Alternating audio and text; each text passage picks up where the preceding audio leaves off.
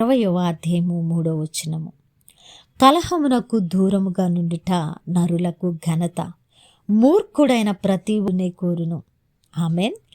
దేవుని బిడ్డ, ఇది బలమైన తెలియపరిచేటువంటి వాగ్దానము. ప్రియమైనటువంటి దేవుని బిడ్డ, ఈరోజు క్రీస్తు బిడ్డగా నడుస్తున్నటువంటి నీవు, క్రీస్తులో నిలబడ్డాను అని అనుకుంటున్నటువంటి నీవు ఖచ్చితంగా కలహమునకు దూరంగా ఉండాలని దేవుడు మాట్లాడుతున్నారు. కలహమునకు దూరంగా నుండుట నరులకు ఘనతనిస్తుందని, అది దేవునికి మహిమనిస్తుందని ద్వారా కలహము రేగుతూ ఉన్నదా? అయితే వాక్యము ఎరిగిన భర్తగా నువ్వు కలహమునకు దూరంగా ఉండు.